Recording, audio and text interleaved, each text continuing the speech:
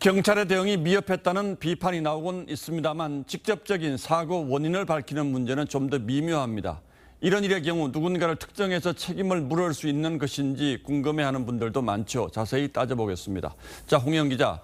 일단 경찰이 대응을 제대로 하지 못했다는 점은 스스로도 인정을 했죠. 그렇다면 경찰에게는 어떤 책임을 물을 수가 있습니까? 네, 경찰관 직무집행법 5조에 보면 생명이나 신체에 위해를 끼칠 우려가 있으면 이 방지 조치를 할 수 있다고 돼 있는데요. 예. 경찰의 재량에 맡긴 것이지만 이 사고 위험을 충분히 인지할 수 있었는데도 적절한 조치를 하지 않은 것은 업무상 과실치사로 볼 수 있습니다.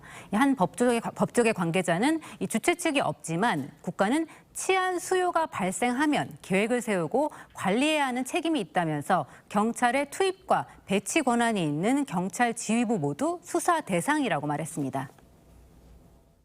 이태원에 군중들이 군집한다는 사전 정보가 있었고 수십 차례 걸쳐 신고가 있었다고 한다면은 경찰의 재량권은 사라져버리거든요. 위험이 급박해질수록 재량이 아니라 의무가 됩니다. 주체자가 없기 때문에 국가는 더욱더 국민의 안전과 생명을 보호해야 될 의무가 발생하는 거거든요. 직접적인 주체자가 아니긴 합니다만 서울시나 용산구 같은 지자체의 책임은 물을 수가 있습니까?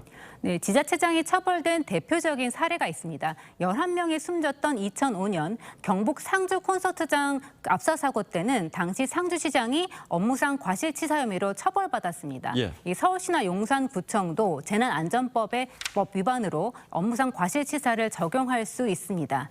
이 사고 골목을 공공시설로 볼 것인지도 쟁점 중 하나인데요. 중대재해처벌법을 적용하려면 공중이용시설이어야 하고 또 시설 관리 결함이 사고의 원인이어야 하는데 이 요건에는 맞지 않는다는 전문가 의견이 많습니다. 도로가 공중이용시설인지도 평가가 필요한데 그렇게 보더라도 공중이용시설의 어떤 설계상 아니면 관리상 하자가 있다라고 보기 어려워서 중대재해로 보기는 어렵습니다.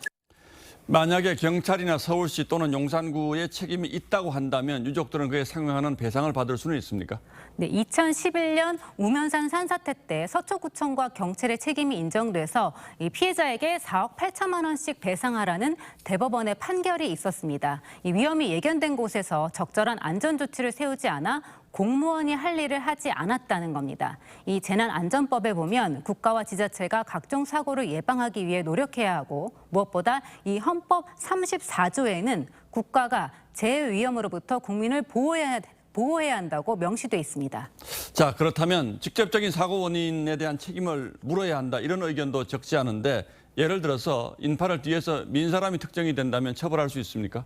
먼저 그 밀었다는 사람을 특정해야 하고요. 이 사고와 인과관계가 있는지 또 사전에 사망 가능성을 알고 있었는지 여부 등을 입증해야 합니다. 물론 경찰이 이 모든 가능성을 염두에 두고서 사고 원인 수사를 하고는 있지만 당시 상황을 보면 개인을 특정해서 처벌하기는 쉽지 않아 보입니다. 예, 그렇겠군요. 책임자 처벌도 중요합니다만 먼저 이런 불행한 일이 왜 일어났는지 정확한 원인을 밝히는 일이 먼저겠죠. 예, 홍영 기자 오늘도 잘 들었습니다.